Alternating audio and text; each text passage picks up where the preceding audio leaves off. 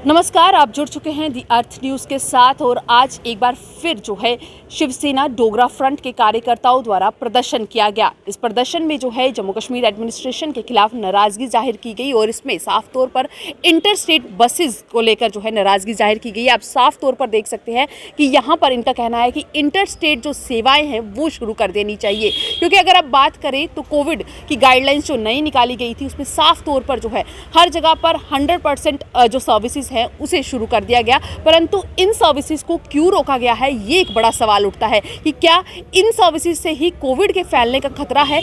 अशोक जी से बात करेंगे। अशोक जी, जिस तरीके से आपने प्रदर्शन किया है, अगर बात करें नई गाइडलाइंस के मुताबिक जो है 100% जो सर्विसेज हैं हर जगह पर शुरू कर दी गई हैं, पर इंटर स्टेट सर्विसेज को रोका गया है, ये क्यों इस तरीके से? क्या इसी से सिर्फ जो कोविड का खतरा है फैलने का वो है? नहीं, वो लोग जब लखनपुर के अंदर उनको बस में रोका जाता है और फिर दूसरी बस में डाला जाता है, तो क्या दूसरी बस में डालने से कोविड नहीं होता? या तो टेस्टिंग करो वहाँ। जब पूरे भारतवर्ष के अंदर अगर आपको एक स्टेट से दूसरी स्टेट जा सकते हैं, हिमाचल से पंजाब जा सकते हैं, पंजाब से दिल्ली जा सकते हैं, हरियाणा जा सकते हैं, फिर हमारी स्टेट के अंदर डिफरेंट गाइडलाइन क्यों है?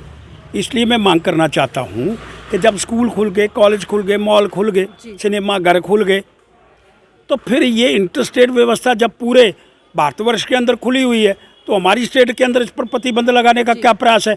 और फिर जब वहाँ एक गाड़ी आती है बाहर से, उसकी सवारियाँ उतार दी जाती हैं, पिंक रंग का फॉर्म भरा जाता है, फिर उसको कहते हैं आप जाओ, बस कौन सी लो? जम्मू कश्मीर वाली लो। ये कौन सा धंधा है भाई? क्यों ऐसी प्रारंभ करने का आप प्रयास करना चाहते हैं? इसलिए जो दूसरी गाड़ी है प्राइवेट, उसको सिर्फ फॉर्म भरने के उपरांत दिया जाता है, वो जाता है, उसको कोई नहीं रोकता। वो बाहर के स्टेट की भी है, उसको आने की अनुमति है, लेकिन बस वाले को अनुमति नहीं है, जिसमें बल्क में लोग यहाँ आते हैं।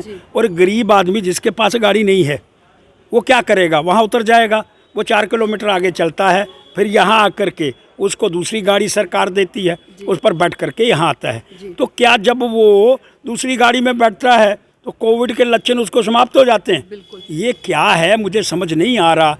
इसलिए मैं माननीय उपराज्यपाल महोदय आपसे विनम्र प्रार्थना करना चाहता हूं कि इस विषय को जब बाकी स्टेटों के अंदर इंटर स्टेट सेवा शुरू है तो हमारे स्टेट के अंदर होनी चाहिए। बिल्कुल, जिस तरीके से अशोक जी आप बात कर रहे हैं, तो इंटर स्टेट की बात करें, अब तो हमारी जो स्टेट है वो यूटी में तब्दील की गई है। पूरा जो अगर सिस्टम देखा जाए तो वो सेंटर के तौर पर चलाया जा रहा है और बाकी जगहों पर, जैसे आपने बात की देश के बाकी हिस्सों में जो है सेंटर की गाइडलाइंस लागू की गई हैं, तो यहाँ पर क्यों नहीं? इसका मतलब यूटी शब्द जो है उसको हम फिर पुनर्विचार करने का प्रयास करना होगा। जब चंडीगढ़ यूटी है वहाँ इंटरसेव सेवा है, जब बाकी स्टेटों के जो यूटी स्टेट हैं, यूटी जगहें हैं, उन पर हम जा सकते हैं, तो जम्मू कश्मीर के अंदर स्पेशल यूटी है, तो फिर वो स्पेशल का अधिकार 370 वाला वो क्या दिखना चाहिए? माननीय उपराज्यपाल जी, अब आप उपराज्यपाल हैं यूटी बनने के उपरांत, और अगर चंडीगढ़ के अंदर वो सेवा प्रारंभ है तो जम्मू कश्मीर के अंदर क्यों नहीं है?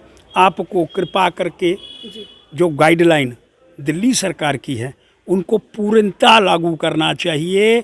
और ये जो नीचे कुछ लोग हैं, मैं ये भी कहना चाहूँ, लखनपुर के अंदर आज भी पैसा चल रहा है, कृपा करके आप देखने का प्रयास करें, विचार करें कि ये क्या बातें हैं, क्यों हो रहा है। और आपके अंतर्गत आपने तो एक एक बंदे को पकड़ना प्रारंभ कर दिया। रिश्वतखोरी के खिलाफ आपने बहुत बड़ा अभियान चलाया जो कभी जम्मू कश्मीर के अंदर था नहीं। अभी आपको मालूम है एक ट्रेरी के अंदर काम करने वाला करोड़ों रुपया उससे निकला है। लेकिन ये इस छत्र छाया के अंदर कौन लोग हैं इंटर स्टेट व्यवस्था को चालू नहीं होने देना चाहते, और यूटी के अंदर सारे कानून यूटी वाले लागू होने चाहिए और इस पर अमल होना चाहिए और धरातल पर दिखना चाहिए। धन्यवाद हमसे बातचीत करने के लिए। और ये थे अशोक गुप्ता जी जिन्होंने हमसे बातचीत की और उनका साफ तौर पर कहना था कि कहीं ना कहीं बड़े अफसर जो हैं अपनी जेबें भरने के लिए ये इंटर स्टेट सर्विसेज को शुरू नहीं होने दे रहे हैं। अगर हम जम्मू कश्मीर की बात करें तो जम्मू कश्मीर एक यूटी में तब्दील किया गया है और यहाँ पर भी सेंटर के सभी रूल लागू होने चाहिए, परंतु नहीं हो पा रहे हैं। एक बड़ा सवाल ये उठ रहा है कि कौन है इन सब के पीछे और क्यों नहीं इन सर्विसेज को शुरू किया जा रहा। तो आप भी बने रहें दी अर्थ न्यूज़ के साथ।